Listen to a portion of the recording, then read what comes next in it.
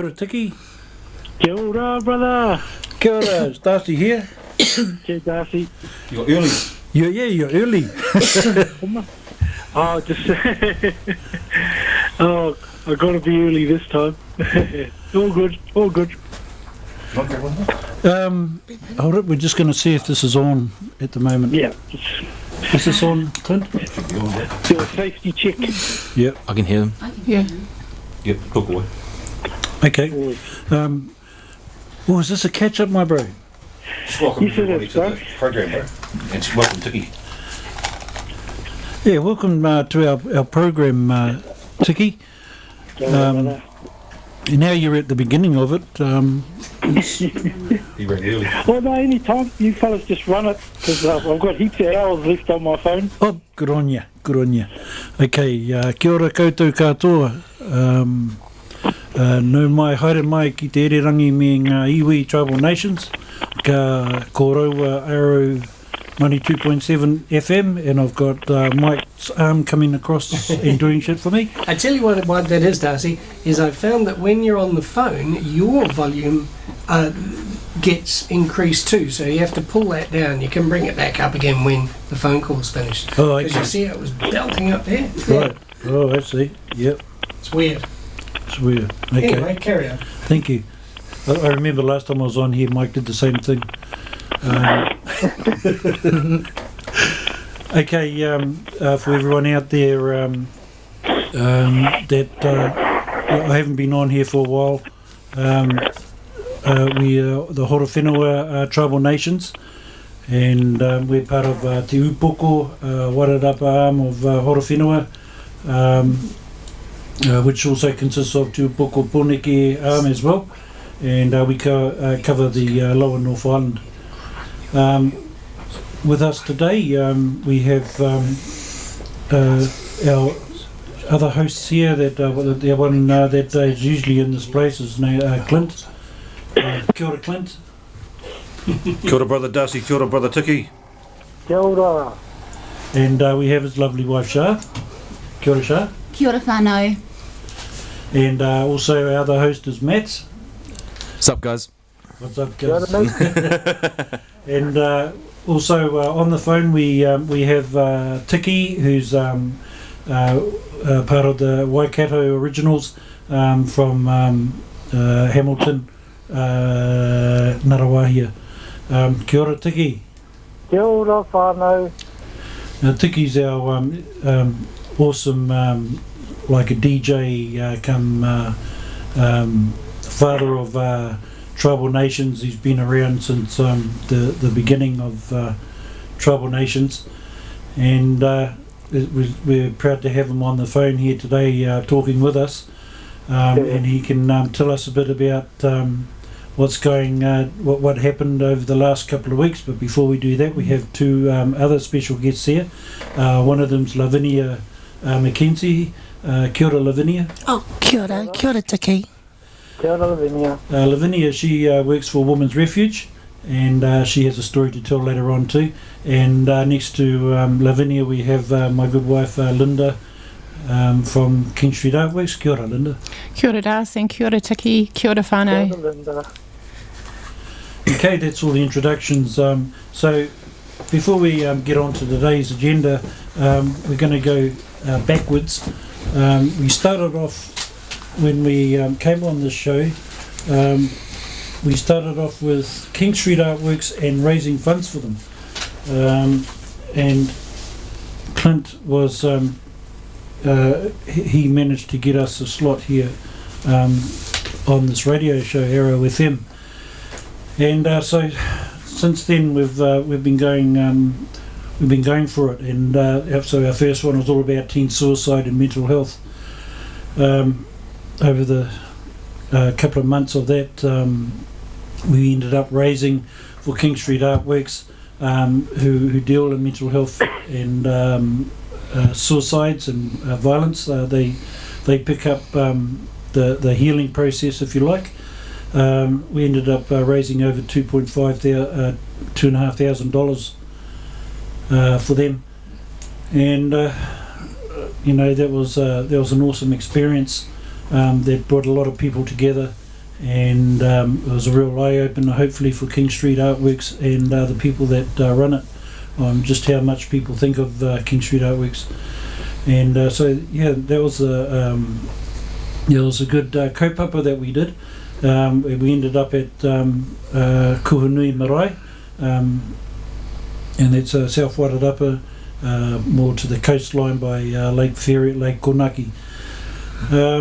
After that finished, our kaupapa went straight on to Violence, the White Ribbon Ride, and the White Ribbon Ride was all about, well, still is, all about men changing their ways and making it a more safe environment and healing.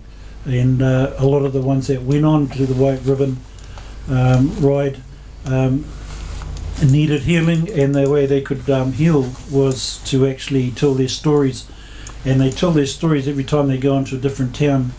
To the kids, they went to schools. They went through, they had meetings with the officials, but also we had Tiki and Eru and the house and another one of their good friends come in and talk about the White Ribbon before they left for the South Island. So without further ado, I'd just like to ask you, Tiki, from the day you left here, which, how did it go, and where did you end up? Well, I tell you what, we were blessed with the rain and the storm from the Waikato, and that's sort of like, Waikato didn't want to let us go, but we had to move on forward. So we left a week back on the Thursday. Got into Wellington. We had a bit of a moe in the Wairarapa before we jumped ship, and from there it was a nice cruise all the way to the Waipounamu and Picton, and then from there we just waited for the other crews from all over the South Island to arrive, and that was the beginning of our trip on the Saturday in Nelson for our first event. And then from there, like you said, it was from schools to towns. I mean, when you're travelling that long distance, you almost forget it. And so we need to take photographs and videos of the whole event. So the whole event finished, well, for us anyway, only just Tuesday gone. We come back Tuesday night. We were supposed to stay one more night and rest up, but no, we just took the long hurl all the way from the boats back to the Waikato. So it's talk about an experience for me, the 7th time, and for Edu going on to his 10th, and hopefully we'll be able to get him on the phone to ring in and give him his perspective. I can only just give one side, but it'll be great to have him to talk about the White Ribbon. Oh. Yeah. We did see you introducing the riders to Charles. Charlie His Majesty. His Majesty, yeah. Well, I guess that would have been perhaps the highlight of the entire journey. Again, like I was saying, which took us to schools and to events dotted all around the country. But it was definitely a highlight, especially for all the riders that were there. It was also great that he could take the time to meet each one and shake their hand, and just to say hello was a big buzz. So, but it was quite a structured system there, because where I was standing was right next to all the security guards. But it was fascinating to see how prior to being there, all the riders had to be vetted. I had to send a profile into their to their organisation so they knew who we were. And it was interesting because they had his minders. They wore a special badge on the side, so they knew who I was. They certainly knew some of the White Ribbon riders, and they were given a head notice of the group. So it was a carefully calculated way how they went from one crowd to the other, and really constructed in a really good way, just for safety reasons. But I tell you what, it was a buzz. I mean, the first word I said to Charlie Boy was, "Hey, Charlie Boy, just be yourself." Come and look at all the bikers here. And I explained to him about the white ribbon and what our cause was, and he was really positive. He was really open to what it is that we were doing, and he was really keen to meet all of the riders. And we were definitely pressed for time. I had one lady on one side helping to direct where to go. We also had the photographers on the side. They had BBC photographers and their own photographing crowd. She told me, don't worry about the photographers, just stand your ground and just make sure you stand next to Charles while we move from one person to the other. And so he got to meet every single one. House, obviously, was the last man down the line. And, he had a wee chat to House. And so it was a really big buzz, something that is going to stay with us forever. First time, we met the Royal, but hey, we can do it again next year, eh? Come on, brother, that's not the first time you met the Royals. You're from the House of Royalty up there. Oh, those Royals. Hey? Oh, yeah. Yeah, hey, hold on. I'll tell you what, depending on which side of the fence you're standing on, Yeah. it was quite hard case, but to meet just for the riders alone, it sort of encapsulated the whole trip in one hit, because it was our second to last stopover in Kaikoura. And I'll tell you what, for a small town, it really packed a lot of people. And it was fascinating because they had maybe three helicopters fly above, and they land wherever they landed. A lot of stuff they did say that they didn't actually say where they were going to go, because then that would give people an idea. So it was sort of scattered, but it was well organised, the way they did it. But no, for the White Ribbon Riders, no, big thumbs up, and it made the day for everybody.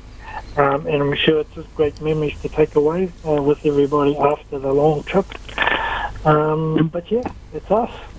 Yeah, brother, it looked, from our end, it looked rather ad-lib. It looked like it was sort of, it didn't seem as planned as what you've just explained. So it looked pretty sort of ad-lib, and you're explaining to everyone how everyone got vetted. So our crowd must be quite acceptable then if they all got through that vetting process. Must have been. Well, the hard case thing was like Ken, who's our leader. He texted me and he said, "Oh, Tiki, do you want to be the guy that shows him around?" Well, he didn't say that. All he said to me was, "Oh, we need a profile from you." And straight away I thought to myself, did I pay my car fine? Oops, something must be up. But I didn't realise until I read the rest of the message that my job would be to greet him, explain the white ribbon, be the sort of spokesperson, and then introduce him to some of the riders. And I was given strict instructions from them that there were to be 3 to 4 to introduce, but the way it went, he introduced himself to every single one of the riders. Well, now that was a buzz. Yeah. That was a big buzz. And so when they came over, they knew who I was. Obviously, they said, "Oh, you must be Tiki O'Brien." I said, "Yep, okay." And I had one guy on one side who was the security, and a minder on the left side, and his reporters were in the middle. And he was I just had strict instructions just to keep to his side and just help guide him to the riders. And yeah, so and just listening to the conversation, big smiles on the face of all the riders, and you had people come around the back. But the way we had it all set up, like you had the bikes in the line, and then you had the riders in between the bikes, and so it was designed so the people who came around the back couldn't come forward. So it was actually a structured chaos. Wow, what a privilege. Yeah. But I mean, I said, when what's our time? Because when Eru Whare phones in very soon, he'll take over and he'll be able to explain a lot more in detail about the whole trip, if that's okay with Eru coming in. Okay, yeah, pretty soon. But that is definitely the highlight, and it definitely got the eyes and ears of most people, particularly with someone like the Prince. It would attract attention, as was the opportunity to get the message out to as many people as possible. We're grateful that you had a good trip, brother, and a safe trip, and you took the kaupapa to the motu down there, and you've left a lot of people with some memories, and you've taken a lot of memories away yourself. So thank you, brother, taking that kaupapa to the South Island on behalf of everyone here. Thank you very much, brother. Oh, kia ora. Look, we come back buggered. We made sure to have in our last day to really rest up. I slept all day just because coming home, one of the things is that you lose your energy. You're on a high and then you come down, but we made it across and took that last trip to the Waikato, and so it's actually really awesome and great to be home. And the riders really appreciate it. I also like to extend an appreciation to all those who helped, all our sponsors and all those that have put petrol in our tank. Tell you what, goes a long way. I can tell huge difference in price in the petrol when we first started in 2013 right to 2019 now. Big difference in petrol costs and expenses, but my heart goes out to everyone who helped support us along the way. And hopefully we get Eru Whare to ring in and he can give you guys his 5 minutes or 10 minutes worth. Hey. Before you go, bro, I'd just like to say, you thank all these people, but I think I like to thank all you guys as well, including yourself. You're standing up for a really good cause. And a male living in Aotearoa. It's a beautiful place. Yes. Guys do need to change, and so to change this whole dynamic of violence towards each other. And you guys are doing that. And a huge appreciation for everything you guys are doing, taking time out of your jobs, family, friends. It's coming up to Christmas now. And you're on that road for 9 days in this heat, in this weather. Thank you so much. Oh, look, much appreciated, and we'll do it over and over again. Of course you would. Yeah. Oh, yeah. I mean, I'm buggered. I didn't realise, but I was actually quite crook before I started the ride. But I'm getting much better now. Batteries are fully charged in terms of the kaupapa, ready to... Because the white ribbon doesn't stop when we stop. It still continues with the mahi that we're doing, especially within our club. It needs to continue until next year. We'll catch everybody again and bring the news and spread the message around the motu. But thank you very much. Awesome, guys. Kia ora, Tiki. We need more people like you to get around there and put the message out. Unfortunately, over the news, a mother of 8 died through... Yes.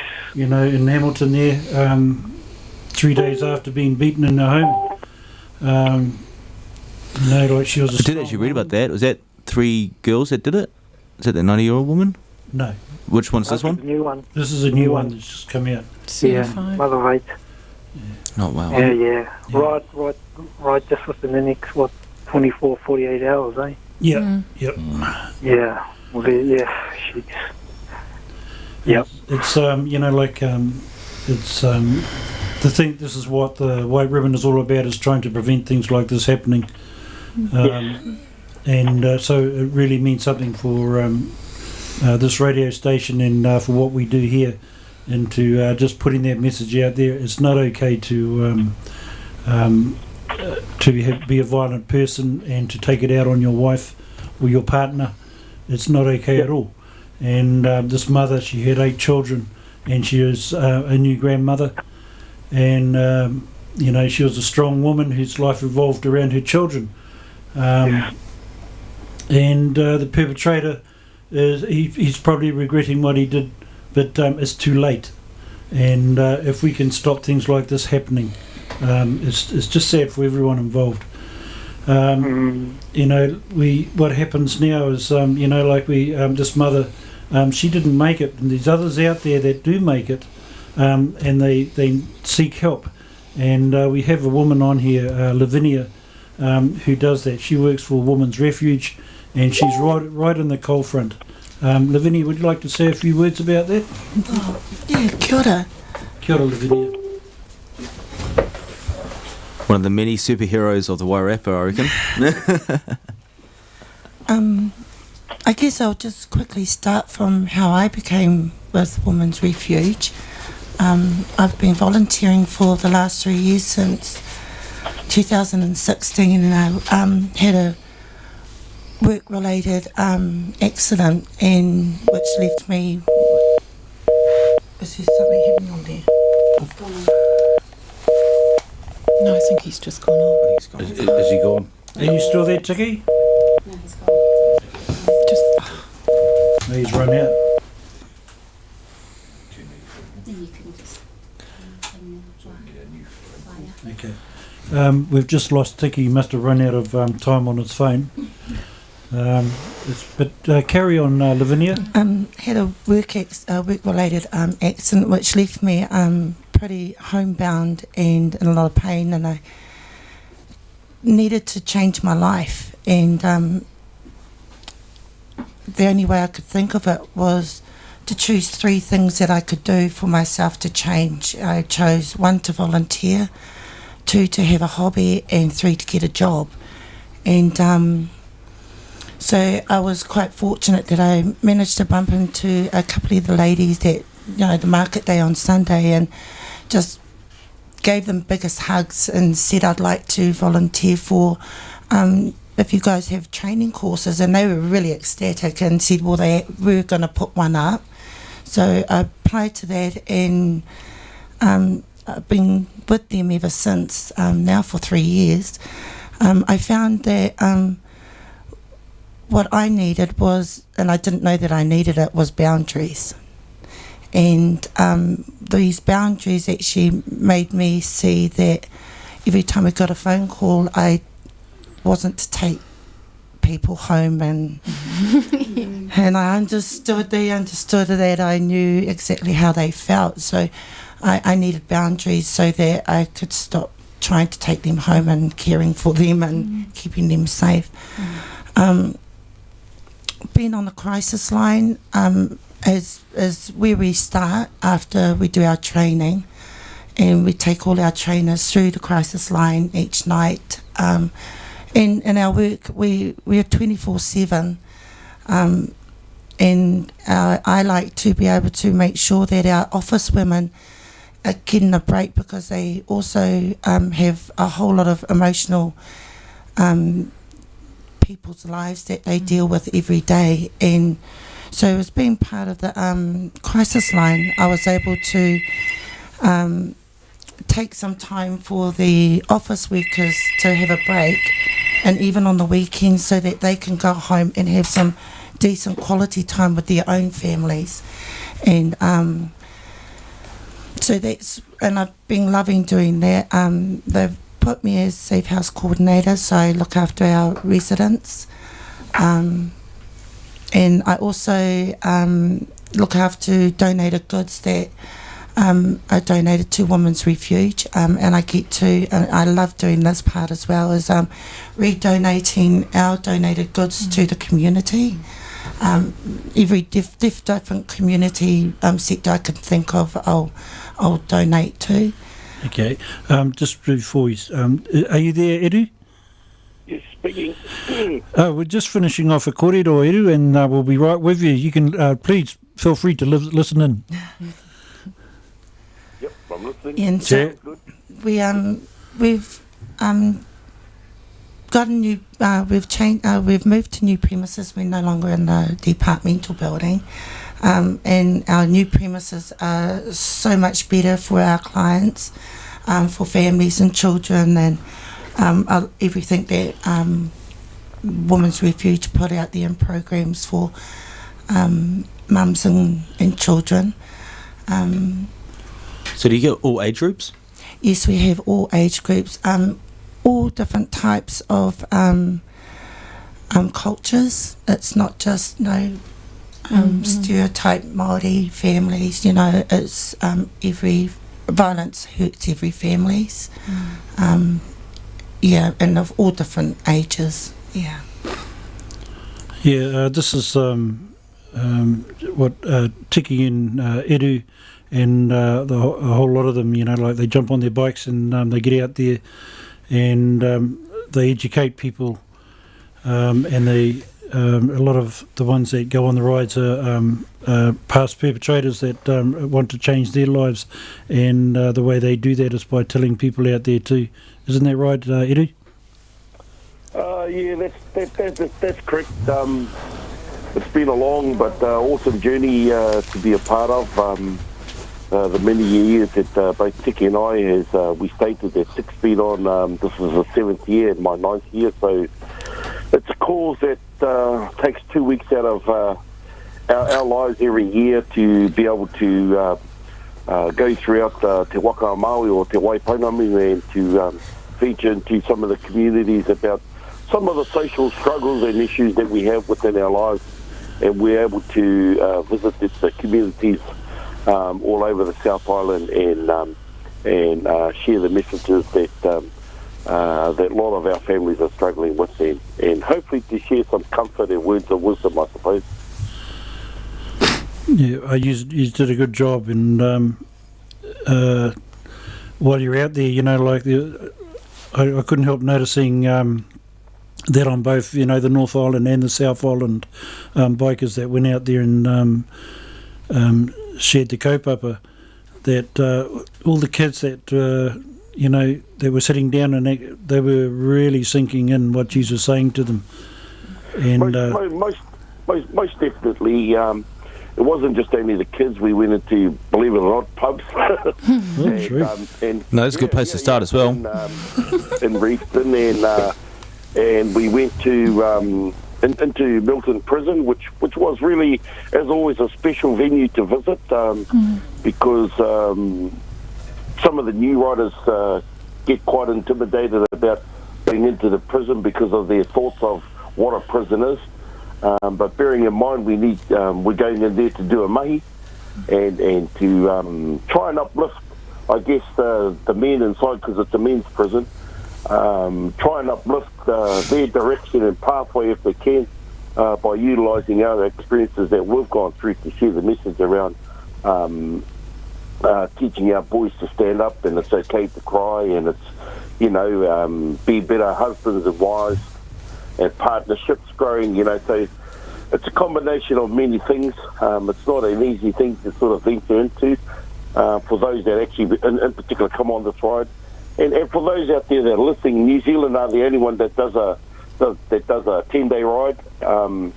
Both Tiki and I did a shout out to the Kalgoorlie White Ribbon Ride, which only did a day ride over in Australia the other day on the 21st. So, just to put it into perspective about the mahi that we do,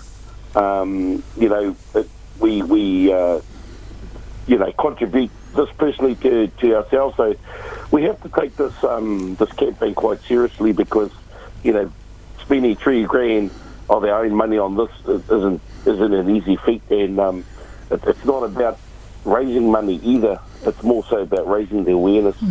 But it's a rewarding mahi.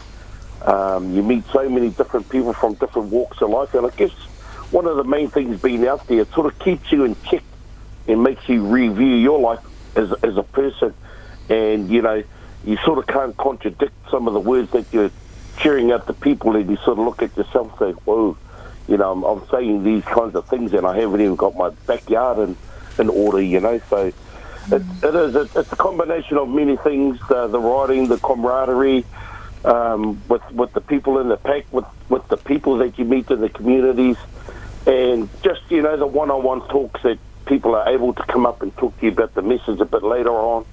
We were privy to be in Kaikoura the weekend when Prince Charles came.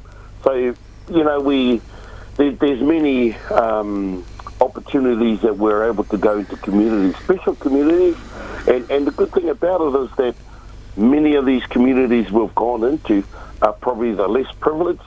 When I say that, it's places like where I'm from, up in the Waikato here in Hamilton, and there's Auckland, Wellington, you know, Hastings, New Plymouth. Those are all the privileged areas, or Christchurch, Dunedin, Invercargill. I call those the privileged areas because, you know, they're the bigger centres where all the money gets channeled to, and all of these other little centres or places get left out. So that's why it's so special being on this sort of kaupapa, is that you're able to influence some kind of way, shape or form into these communities, and it's an awesome experience to be part of. Kia ora, brother Eru. Thank you for your mahi. You talked to the motu, brother. Hey, brother, how well received was the kōrero at Milton Prison, do you feel? Oh, excuse me. The kōrero itself was awesome. In there, you're able to just be you. Most of the campaign, most of our stuff is sort of kind of scripted. But when you sort of get into an area like that, you have to look at your audience, view them, and think how you're going to get the best way to get your message across to these guys. And you have to talk like them, you have to think like them. And undoubtedly, as always, we've been into the prison. The one thing that we don't get enough of is time to be able to spend with these men, because as soon as we finish, we get the men coming straight up. And when I talk about men, I'm talking about Mongomob, I'm talking about Black Power, you know, many men from different walks of life that are in there from different gangs. I was talking to 3 in particular different gang members, and combined for these guys, they were all up. They had been in there, 70 years between the 3 of them. So, you know, when you look at that type of aspect and why these men come up there, they actually share the story with you about why they're there, and, you know, how often they've thought about, you know, making changes within their life. And, yeah, that's, I guess, when you don't spend enough time to sort of, because they're on a time limit, and to share your views and to sort of, you know, just have a good one-on-one kōrero with them. I think that's the downside of this campaign, is that the kōrero is well received, but we don't share enough one-on-one with them. And with the campaign next year, no doubt I'll be, you know, trying to influence to make change around the prison, where we have at least an hour with these guys, and to be able to sit with them, because 10, 15 minutes is just certainly ain't enough. But you can certainly see that these guys want to talk with you and share with you about their experiences of what the message has, how it's impacted on them. Well, that's awesome, brother. Thank you for that, mahi. That's beautiful. Yeah, just thinking, you know, like on the other side, listening to you, and I'm a prisoner who's been there for a long time. I would want to open up, but I'd want to do it without other people around, and I'd want the time to do it. Do you feel that? Yeah, most certainly, because I've been in that prison now, in particular, 4 times now. And when I think about every time I've been in there, I've actually thought about how these guys actually approach you. When you're talking to one guy and they're sharing their story, you actually got like 2 or 3 other guys that sit sort of just around you or standing up around you, and they look directly, they actually make eye contact with you. As soon as you know that happens, that's because they actually want to have a kōrero one-on-one with you. And I've experienced this before, because I used to work in Liwitaka prison about 12 years ago, and I worked in the lifers unit, and I had the same experience, in particular around, when I talk about lifers, I'm talking about those guys that have taken someone else's life and serving life sentences. The same reaction with these guys is that they tend to sort of eye you up, but the sort of eyeballing is more about they're wanting to sort of share something with you, or if the kōrero we've taken in there has impacted to them, I know they sort of want to, share with you and sort of bring it out. And probably, I find with most of these guys is that they want to share the life experience that they want to sort of venture into once they get out. So they certainly think about their approach after they get out. But to try and share it with somebody, it's hard, because inside the prison guards, the psych services, they all have a job to do, and unfortunately, most times, 9 out of 10, they don't get to have the one-on-one, sit-down, real serious talk kind of thing, And I feel quite aroha for these guys, because they're just like us. They're no different from us. I mean, I've stuffed up many a times. I'm not an angel. I've done some things that I deeply regret. But it's just fortunate for I that I'm not standing where they are. And it's unfortunate for them to be able to sit there and not be able to sort of release their type of kōrero to you. And but once you talk to 1, 2 or 3 of them, if you get the chance within their time of 15 minutes, you can exactly sort of portray what the other guys are sort of going to be like, or what they want to share with you too. So yeah, it is rewarding, and on the downside, it's a shame that we don't have enough time to share with these men. Yeah, you try to, you get that feeling, I suppose, that you've got that moment where you can either change that person or make him really think about what he's done, and he wants to open up about it, but then that moment is lost again because of the situation where you can't have that one-on-one. Hey, is that right? Well, that's definite, and like for those ladies, that have been in the women's refuge, some of these men, I was able, and I'm talking over the years that I've been in there, they, believe it or not, I had 2 men actually say that they were grateful that their partners, had dobbed them in, and they are where they are, and that's about pretty much the message that we're taking around, is that men are standing up for, and taking their own wrongs and actually owning up to it, and they're acknowledging their mistake. It's a hard thing for men, because, the way that we've been built, we're the providers, we bring home the bacon, we look after our whānau and our families, we look after our kids. But when men are vulnerable, yes, we do sort of miss that sort of opportunity where some of us aren't as privy as others to be able to provide. And in this situation, some of the guys just, they openly say, they took a wrong turn, and, they thought love was about, violence and beating their partners up or their kids, and I can understand that, and I've come from that background.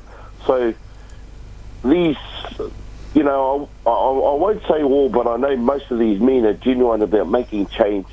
And if change is out there on the outside for them, there needs to be quite support, a lot of support for these men, as much as they are supported on the inside. You were saying before that you do, how many rides have you done now on this White Ribbon ride? It's going on now 9 years. Yep. So, yeah. 9 years? It's about 30K I've contributed, of my own personal money to this campaign, and it's, and it's roughly about, coming up to about 50-odd thousand Ks, doing this whole kaupapa. So, yeah. The reason I asked on how many years have you done and how many rides you've gone on, because obviously you go to prisons every year and all these schools and stuff. Do you see this change happening every year? Obviously slowly, but do you see the change happening? Yeah, well, what people got to understand is, there's 2 different islands. There's the north and the south, of course. And I've done the ride up in the North Island for 2 years, but not in a big way, but enough to be able to look at the difference of the communities that we go to.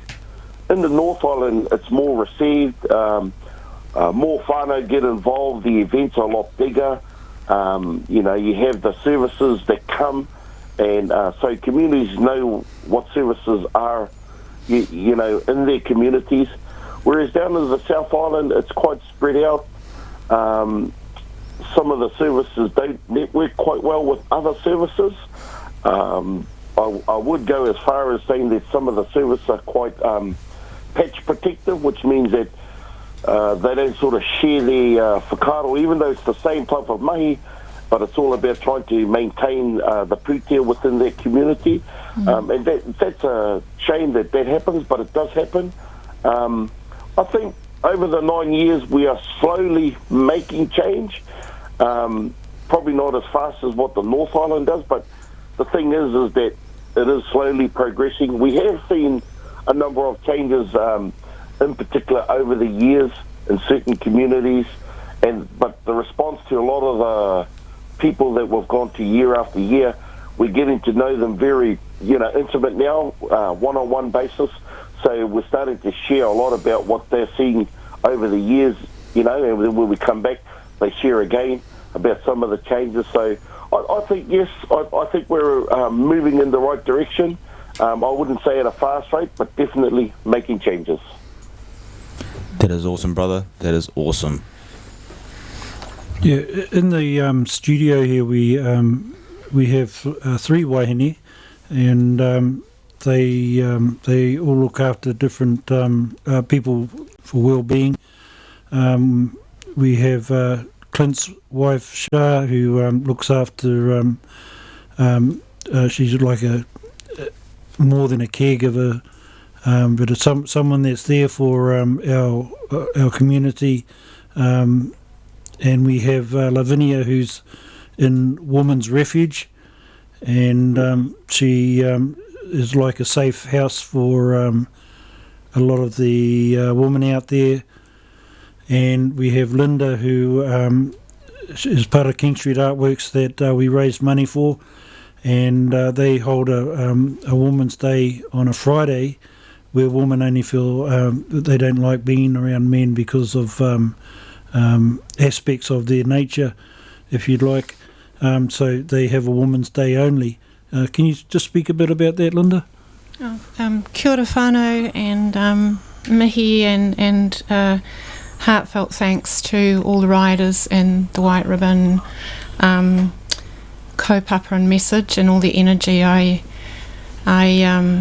get it now in a heartfelt way, that the message of men to take forward to men and boys to say, with power comes gentleness and responsibility, not always violence, and redefining that idea of to be a man can involve tenderness and an identity other than violence and standover tactics. And from a mother's point of view, that's a great bunch of tricks, bunch of tools to be able to hear.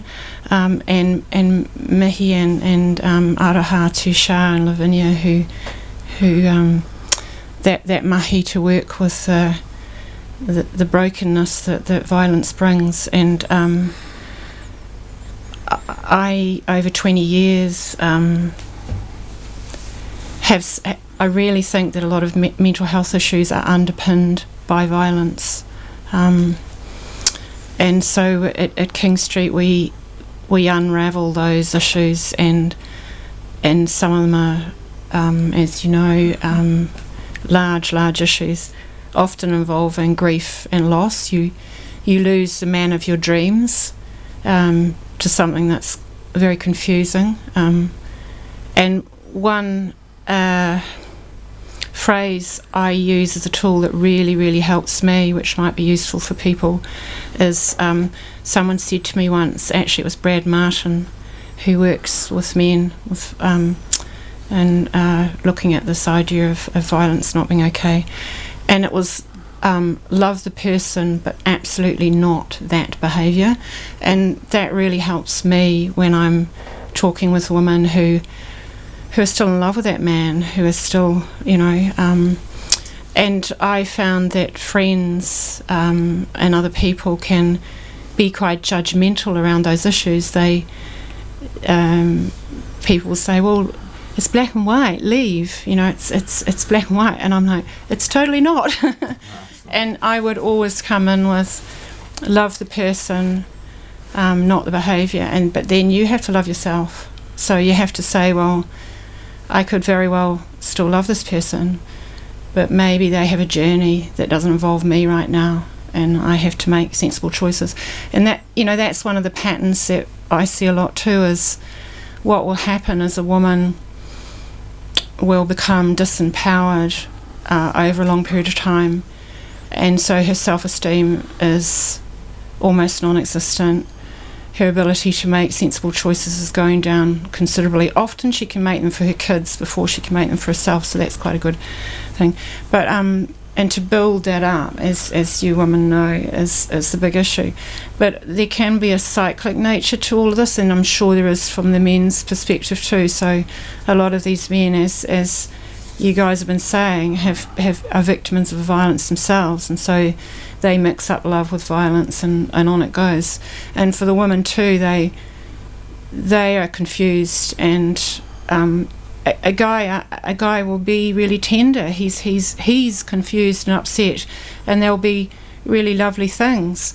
But the fact of the matter is, you're standing in the mirror with a blackened face, you know, and so then women will make choices that don't make sense, and they'll make repetitive choices that don't make sense, and then other people will go, well, you're making choices that just clearly don't make sense, so they'll start to fall away, and this is why it's such an ongoing generational problem. And so, but this is so hopeful, this change of the conversation, guys standing up and going, you know, let's look at our tender sides, and it's still manly. In fact, it's very much, to be a man is to be caring. And the idea that with power, because let's face it, society supports the disempowerment of women. It's in our language, it's in a lot of things, and it's up to us to challenge it. And so all of those things. And so anyway, at King Street we work with empowering women, because a lot of the time they've lost everything. So they've lost their home, they've lost their self-esteem, they've lost their identity because their identity was involved in being a wife, and they've lost all that. A lot of the time they've lost their children because the courts have taken them away because they've stood by their man. You know, and they have, and so we work with women to empower them to go make the right choices, and unfortunately they'll have to consistently show that they make those right choices until they can get all those things back, but they can. And so some of the mental health issues that go with violence, and this isn't exclusive to women either. There are, of course, men, and it's also not, the perpetrators aren't exclusive to men. Sometimes it'll be a dominating family member who's a woman, and you know, and so what we do is we work back through that, and we empower women, and we do whatever it takes for that woman to stand up and go, I'm a beautiful human being, I have power, and the choices that I make affect my life and those of my children. So I'm sorry if I've gone on a bit, but I'm just so super passionate. No, don't worry about that. It's very, very interesting. Yeah. And it's like, you know, exactly the same, I suppose, Edu, when you were on the show a couple of weeks ago, and you spoke about the softer side of men, and, you know, it's okay to cry, it's okay to show your softer side. What happens to them when they leave the prison? You know, what happens to these men when, like you said, if you had the opportunity to talk to them 101, that'll be fine. But what happens when they leave that prison? You know, there is no support out there, I don't think, for a lot of these men. And you're right. You know, you're correct. I mean, not always. I mean, there are some communities that are fortunate than others. But then again, there are those communities that aren't. Some of these men, actually, believe it or not, they re-offend for whatever reason just to stay inside. They get fed, they get clothed, they get housed. You know, they don't know anything different when they've been in 30 years. They're afraid to actually step out into society because they've been in the prison system for so long. That's where they find comfort. And, you know, when they step outside, they're actually venturing into a whole new world again, or trying to reintegrate into society or to the community that they only knew 30 years ago. You know, you look at the rate of our cities are changing, the highways and everything. You know, they do that within 2-3 years. That's how fast it changes. So these guys can't keep up with the changes that are happening outside, and unfortunately, they re-offend again. Whatever offence they do, It's just to put them inside because they house, they clothe, and they feed. And just going back to the wahine that spoke about, you know, I mean, and she is dead right for everything she said. But for our message that we take down south, this is about the men, because men perpetrate more than actually the women do. So our campaign is more focused on getting men. The majority of the men perpetrate. So this is about getting them to stand up and to own up. This is about men's fathers, uncles, you know, cousins, brothers, to show good leadership, to be a role model to our sons, our nephews, our cousins, irrespective of which walk of life they come from. But our message is really out there to teach our kids, you know, it's okay to cry, it's okay, that's just being normal. The days of when I grew up, you know, my father didn't want me to show any emotion about crying, you know, it was to be seen as soft, you know, as weak. So when we get into a relationship, you know, we don't want to show that we're weak.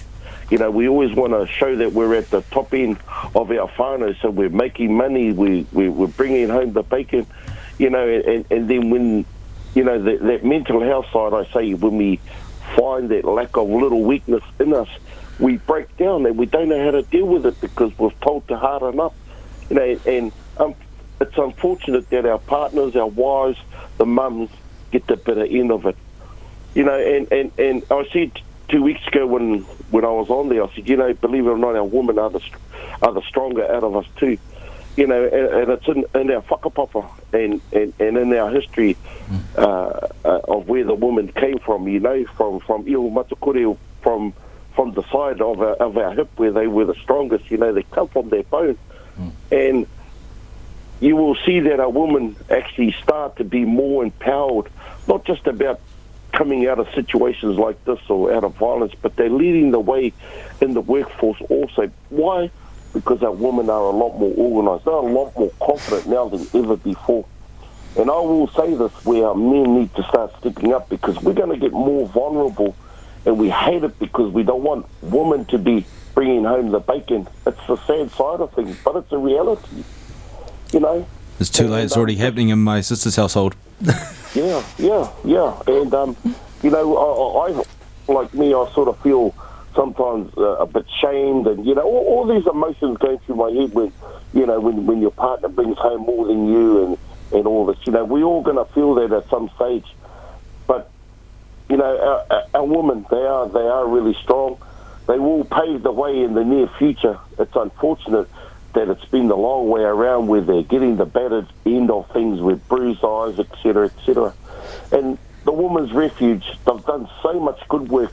I worked up here in Hamilton with Ronnie, a lady called Ronnie up here, and she does some awesome work. They made a U-turn about 5 years ago where, in order for our wahine to move forward, they had to bring back their partners to integrate, because it was both their solution to move forward in life. And I understand that some women don't want to see their partners or don't even want to be around men. And we've been in that vicinity on our ride.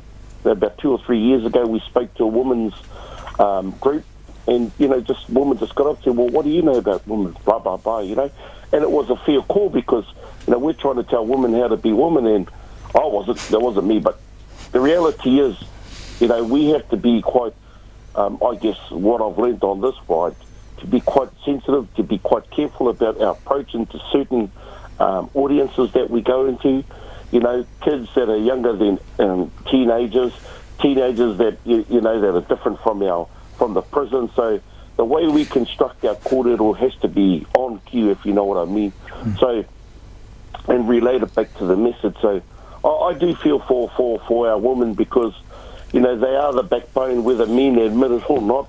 You know, we know that mum always looks after the kids, clean the house, does the washing, then goes to work, come home, does all those chores again, you know. I mean, my lawn only gets mowed maybe twice in a month kind of thing, so it's not a continuous everyday kind of thing. So this is about shared partnership with your partners. This is about trying to be equal, and this is about trying to love, you know, our partners as well as our kids, and teaching our sons the right messages. So, yeah, for any community that has women there working behind the scenes within their communities, whether that be with a women's program, men's program, or with the refuge, I think it's a huge, huge workload, and I commend these services, in particular these women, because a lot of the services, if you go throughout New Zealand, you would always know that the women are the driving force behind social change in each community.